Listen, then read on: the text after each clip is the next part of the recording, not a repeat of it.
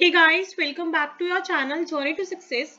तो अब हम कंटिन्यू कर रहे हैं हमारी सीरीज जिसमें हम कर रहे हैं top 100 questions of the commerce interviews. और ये है हमारा सेकंड पार्ट। लास्ट वीडियो में हमने 18 क्वेश्चंस कवर किए थे। अब आगे हम कंटिन्यू कर रहे हैं इस सीरीज को। तो एक बार क्या हुआ, मेरा ना एमबीए का इंटरव्यू था, वहां पे मुझे इंटरव्यूअर ने पूछ लिया कि आप आईसी कर्व के बारे में बताओ। वहां पे कुछ पॉइंट्स तो हमारे माइंड में होते हैं, बट स्टिल हमें लगता है कि यार थोड़ा बहुत डाउट हो जाता है कि क्या पढ़ा हुआ था और क्या क्या प्रॉपर्टीज थी आईसी कर्व की, जो कि हमने बहुत अच्छे से किया हुआ है हमारी +1 +2 क्लासेस में। तो इंटरव्यू से पहले रिवीजन मस्ट है अपने पुराने सिलेबस का, क्योंकि क्वेश्चंस बनते हैं आपके बैकग्राउंड से, राइट। तो स्टार्ट करते हैं इन डिफरेंस कर्व एनालिसिस से, जो कि इंटरव्यू का one of the important question है। तो इन डिफरेंस कर्व्स एनालिसिस होता क्या है? इन डिफरेंस कर्व क्या होते हैं? ऐसे कॉम्बिनेशन ऑफ टू और मोर गुड्स जहां पे कंज्यूमर को सेम लेवल ऑफ सेटिस्फैक्शन मिलता है। मतलब अगर कंज्यूमर यहाँ पे है, यहाँ पे है, यहाँ पे है, यहाँ पे है, एक कर्व के किसी भी पॉइंट पे है, उसको सेम लेवल ऑफ सेटिस्फैक्शन मिलेगा। और जो आईसी कर्व एनालिसिस है, ये ऑर्डिनल वे है यूटिलिटी एनालिसिस का। ऑर्डिनल मतलब जो हम यूटिलिटी है उसको नंबर्स में मेजर नहीं कर सकते हैं। तो जो इंडिफरेंस कर्व एनालिसिस है, इसमें मार्जिनल रेट ऑफ सब्स्टिट्यूशन का हम यूज करते हैं। इसका मतलब क्या होता है मार्जिनल रेट ऑफ सब्स्टिट्यूशन का? This means the rate at which a consumer is willing to substitute one good for another and at the same level of satisfaction. तो अगर किसी भी कंज्यूमर को इक्विलिब्रियम की स्टेट में आना है, तो वो किस पोजीशन पर आएगा इन डिफरेंस कर्व एनालिसिस की? तो सबसे पहले हमने क्या करना है, प्राइस लाइन या बजट लाइन को ड्रॉ कर देना है। जिस पॉइंट पे प्राइस लाइन या बजट लाइन टेंजेंट है इन डिफरेंस कर्व के साथ, वहां पे कंज्यूमर इक्विलिब्रियम में होगा। और एक चीज का सबसे इंपॉर्टेंटली ध्यान रखना है कि जो इंडिफरेंस कर्व है that must be convex to the origin. जहां पे टेंजेंट का पॉइंट बनेगा, वहां पे जो इंडिफरेंस कर्व है वो कन्वेक्स टू द ओरिजिन होनी चाहिए। बेसिकली मेन प्रॉपर्टीज क्या है किसी भी इंडिफरेंस कर्व की? इंडिफरेंस कर्व्स डाउनवर्ड स्लोपिंग होते हैं। Indifference curves are downward sloping and higher the indifference curve higher the rate of utility. For example ये रेड वाला इंडिफरेंस कर्व है, इसकी कंपैरेटिवली यूटिलिटी कम है अगर हम कंपेयर करें ऊपर वाले IC2 के साथ। तो higher the indifference curve higher the rate of utility. उसके बाद इंडिफरेंस कर्व कभी भी इंटरसेक्ट नहीं करेंगे, ये मोस्ट इंपॉर्टेंट पॉइंट है किसी भी इंडिफरेंस कर्व का। And indifference curves are convex to the origin. Indifference curves convex to the origin होते हैं because two goods can't be perfect substitutes to each other. इसी वजह से जो इंडिफरेंस कर्व्स होते हैं वो कन्वेक्स टू द ओरिजिन होते हैं।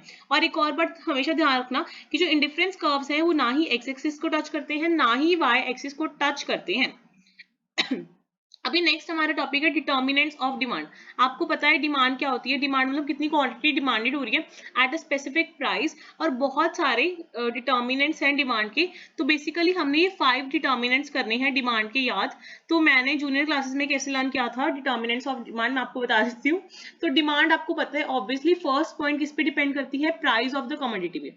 उसके बाद मैंने याद किया था टायर, TYRE। टी मतलब टेस्ट एंड प्रेफरेंसेस, वाई मतलब इनकम, हम इनकम को वाई से डिनोट करते हैं ना इकोनॉमिक्स में। आर से क्या था? Price of related good. और ई से क्या था? Expectations of the consumer. Mainly अगर हम इंडिविजुअल डिमांड की बात करें तो मेन डिटर्मिनेंट्स क्या है डिमांड के? Price of the commodity, taste and preferences, income, price of related good, expectations of the consumer. और अगर हम ओवरऑल डिमांड की बात करें उसमें हम ग्रोथ फैक्टर भी ले लेंगे, growth of population, distribution of national income, credit availability, taxation and subsidies, climatic changes. ठीक है। अब लॉ ऑफ डिमांड क्या कहता है? लॉ ऑफ डिमांड कहता है, law of demand states that there is negative और inverse relationship between the price and the quantity demanded. मतलब प्राइस और डिमांड का जो रिलेशनशिप है वो नेगेटिव मतलब इनवर्स है और नेगेटिव है। मतलब जो डिमांड कर्व है दैट इज डाउनवर्ड स्लोपिंग। मतलब जितनी ज्यादा प्राइस उतनी कम क्वांटिटी डिमांडेड, जितनी कम प्राइस उतनी ज्यादा क्वांटिटी डिमांडेड। तो रिलेशनशिप क्या है डिमांड का प्राइस के साथ? नेगेटिव है। अभी हमें कुछ exceptions of law of demand भी पता होनी चाहिए। ये एक्सेप्शंस है इन केसेस में ज्यादा प्राइस ज्यादा डिमांड, और मतलब सेम रहता है। अगर कम प्राइस है तो कम डिमांड, ज्यादा प्राइस है तो ज्यादा डिमांड। ये जो लॉ ऑफ डिमांड है इसकी एक्सेप्शंस है, मतलब जो लॉ ऑफ डिमांड को फॉलो नहीं करती हैं। एक तो हो गया गिफन गुड्स का केस, एक हो गया वेबलन गुड्स का केस, एक हो गया फ्यूचर प्राइस चेंजेस। अगर आपको लग रहा है कि फ्यूचर में इस चीज की डिमांड कम होने वाली है या बढ़ने वाली, उस अकॉर्डिंग आपकी आज की डिमांड पर भी इफेक्ट पड़ता है। और एक और बात, हाँ, जो ये लॉ ऑफ डिमांड है इसमें हमने सिर्फ प्राइस के साथ ही देखना है रिलेशन, बाकी सारे डिटर्मिनेंट्स को हमने कांस्टेंट लेकर चलना है लॉ ऑफ डिमांड में। उसके बाद आ जाता है इग्नोरेंस ऑफ द कंज्यूमर, अगर कोई इमरजेंसी आ जाती है, changes in fashion and taste and preferences, conspicuous necessities या बैंड वैगन इफेक्ट। अब मैंने आपको बता तो दिए एक्सेप्शंस ऑफ डिमांड, मैम हमें तो याद ही नहीं है गिफन गुड्स क्या होता है, वेबलन गुड्स क्या होता है, बैंड वैगन इफेक्ट क्या होता है, तो कोई बात नहीं, अभी वो भी हम सारा एक एक पॉइंट करेंगे। कई बार एग्जामिनर वैसे ही आपको मतलब इन सेंस इंटरव्यूअर आपसे पूछ ही लेता है कि गिफन गुड्स क्या होते हैं बताओ, हमें तो याद ही नहीं। चलो अभी देखो गिफन गुड्स क्या होता है। गिफन गुड्स क्या होते हैं? Giffen goods are those whose demand curve does not confront the first rule of demand। मतलब जो गिफन गुड्स हैं that are an exception to the law of demand, मतलब ये इनवर्सली रिलेटेड नहीं होते हैं, price and quantity demanded are directly related. इसमें क्या है, फॉर एग्जांपल गिफन गुड्स क्या होते हैं? सबसे ज्यादा इंफीरियर गुड्स, जो इंफीरियर के भी इंफीरियर होते हैं ना, वो लगा लो एक तरह से गिफन गुड्स होते हैं। तो आप मोस्ट इंपॉर्टेंटली ये याद कर लो कि जो गिफन गुड्स हैं, all Giffen goods are inferior goods but not all inferior goods are Giffen goods. तो जो इंफीरियर गुड्स का सेट है उसके अंदर इंफीरियर गिफन गुड्स हैं, ठीक है। अब फॉर एग्जांपल अगर आपके पास ज्यादा मनी आ गई तो आप आईफोन्स खरीदोगे ना, चाइनीज मेड फोन तो नहीं खरीदोगे, because you will feel richer. तो ये चीज है गिफन गुड्स के बारे में, ठीक है। नेक्स्ट है वेबलन गुड्स। क्या होते हैं वेबलन गुड? मतलब जो बहुत ही ज्यादा लग्जूरियस गुड्स होते हैं, इनका भी जो डिमांड बढ़ेगी अगर प्राइस बढ़ेगा, और डिमांड कम होगी अगर प्राइस कम होगा, क्योंकि आप ये वाली गुड्स दिखावे के लिए या एज अ स्टेटस सिंबल के लिए ही यूज करते हो। फॉर एग्जांपल कोई ज्वेलरी है, डिजाइनर ज्वेलरी, वो आप इसीलिए खरीदते हो क्योंकि उसका जो प्राइस है वो ज्यादा है। अगर उसका प्राइस कम हो जाएगा तो आप वो शो ऑफ भी नहीं करोगे, काइंड ऑफ आपको स्टेटस सिंबल नहीं होगा। तो ये है Veblen goods. Veblen goods are typically high quality goods that are made well and are exclusive and are a status symbol। तो फॉर एग्जाम्पल जैसे डिजाइनर ज्वेलरी हो गया, याचेस हो गए, लग्जूरियस कार्स होगी, वो सारी वेबलन गुड्स के एग्जाम्पल हैं। अभी इंटरव्यू का क्वेश्चन ये भी बन सकता है कि बैंड वैगन इफेक्ट क्या होता है। Band wagon effect is when people start doing something because someone else is doing it. तो आप वो कर रहे हो जो बाकी कोई और कर रहा है, इस वजह से आप वो कर रहे हो, ठीक है। तो वो है बैंड वैगन इफेक्ट। अभी ना मैं क्या कर रही हूँ, मिक्स ले रही हूँ इकोनॉमिक्स को, बिजनेस को और अकाउंटिंग को, क्योंकि क्या है अगर हम सिर्फ इकोनॉमिक्स पढ़ते रहेंगे तो वो हम बोर हो जाते हैं सेम ही सब्जेक्ट करते करते।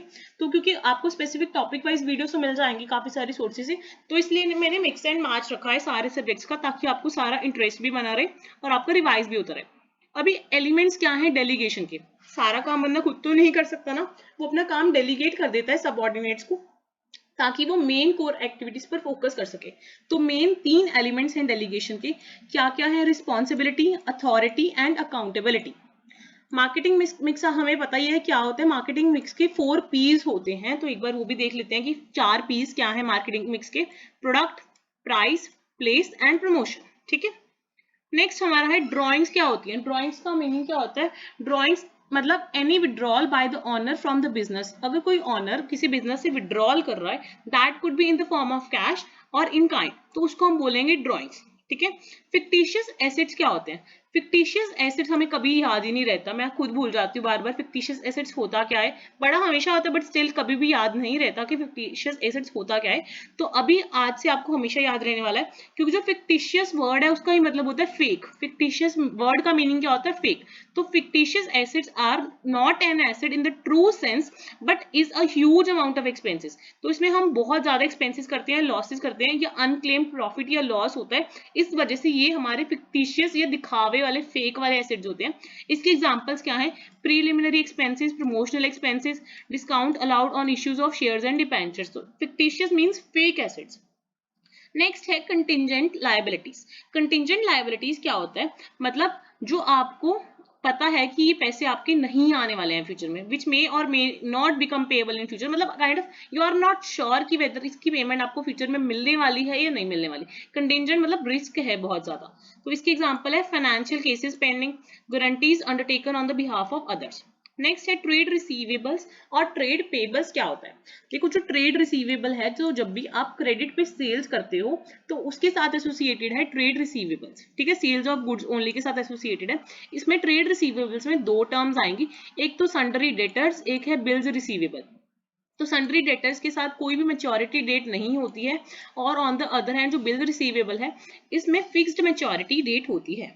अब आपने क्रेडिट पे परचेज किया तो 2 टर्म्स आएंगी, sundry creditors and bills payable, और जो सन्ड्री क्रेडिटर्स हैं उनके साथ कोई मैच्योरिटी डेट एसोसिएटेड नहीं होती है, और ऑन द अदर हैंड जो ट्रेड पेबल्स में बिल्स पेबल है उसके साथ मैच्योरिटी डेट एसोसिएटेड होती है। ये भी बहुत कॉमन क्वेश्चन पूछ लिया जाता है इंटरव्यू में। वैसे इंटरव्यू को पता होता है कि बैड डेट्स तो कॉमर्स वालों को पता ही होते हैं। तो बैड डेट्स क्या होते हैं? Bad debts mean the amount that is irrecoverable from the debtor because of any reason. Debtor अपना बिजनेस शट डाउन कर रहा है, इंसॉल्वेंट हो गया, किसी भी रीजन की वजह से जो पैसा इररिकवरेबल है, मतलब वापस नहीं आने वाला, एक तरह से वो बिजनेस के लिए क्या हो गया, लॉस हो गया, तो आप ट्रांसफर करोगे एसेट अकाउंट को लॉस अकाउंट से एंड देन बैलेंस शीट में ट्रांसफर हो जाएगा।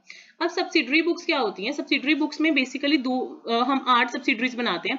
एक तो हो गया कैश बुक। कैश बुक में आएगा single column cash book, double column cash book, triple column cash book या फिर पेटी कैश बुक। उसके अलावा अदर सब्सिडरी बुक्स क्या होंगी? Purchase book, sales book, purchase return book, sales return book, bills receivable, bills payable और journal proper. Journal proper पढ़ा हुआ है बट याद नहीं क्या है, तो जनरल प्रॉपर क्या है? General proper is a original entry books. तो कई बार इंटरव्यू आपसे ही पूछ सकते हैं कि whether journal proper is an original entry book, तो आप बोलोगे यस सर, कि जो जनरल प्रॉपर है वो एक ओरिजिनल एंट्री बुक है like all other subsidiary books. तो इसमें all those transactions which can't be record in any of the subsidiary book, जो हमने ये बाकी 7 सब्सिडरी बुक्स पढ़ी हैं, इनमें से अगर कहीं पे भी हम रिकॉर्ड नहीं कर पाते हैं, वो वाली एंट्रीज हम कहाँ पे रिकॉर्ड करेंगे? जनरल प्रॉपर में रिकॉर्ड करेंगे। और इसको जनरल जर्नल भी बोलते हैं, ठीक है, जनरल जर्नल भी बोलते हैं। फॉर एग्जांपल जैसे कुछ नॉन कैश ट्रांजैक्शन होगी या नॉन गुड्स ट्रांजैक्शन होगी। फॉर एग्जांपल आपने कोई एसेट या सेल क्रेडिट पर परचेज किया है, एसेट आपने क्रेडिट पर परचेज किया है, तो वो कैश बुक में भी नहीं जाएगा, ना ही आपकी परचेजेस बुक में जाएगा, क्योंकि परचेजेस बुक में हम सिर्फ गुड्स का सेल एंड परचेज गुड्स का परचेज रिकॉर्ड करते हैं। इसलिए अगर आपने कोई एसेट क्रेडिट पर खरीदी है तो आप जनरल प्रॉपर में डालोगे। अगर आपने डेप्रिसिएशन चार्ज किया है एसेट पे, वो भी जनरल प्रॉपर पे। Distribution of profit, transfer, closing entry या ओपनिंग एंट्री, एडजस्टमेंट एंट्रीज या प्रीपेड आउटस्टैंडिंग एक्सपेंसेस या क्रूड प्रीपेड इनकम, ये सारा आपका जनरल प्रॉपर में जाएगा। लास्ट इस वीडियो में हम करेंगे टाइप्स ऑफ एडजस्टिंग एंट्रीज। कुछ एडजस्टिंग एंट्रीज होती हैं जो हमें डालनी पड़ती हैं, वो क्या हो गया? जैसे डेप्रिसिएशन हो गया, प्रोविजन रिजर्व्स हो गए, आउटस्टैंडिंग एक्सपेंसेस हो गए, प्रीपेड एक्सपेंसेस हो गए, एक्रूड इनकम होगी या प्री रिसीव्ड इनकम होगी। तो बाकी करते हैं नेक्स्ट वीडियो में। Please don't forget to like, share and subscribe, क्योंकि इस डाटा को कंपाइल अप करने में बहुत ज्यादा हार्डवर्क लगता है। Okay, till then bye.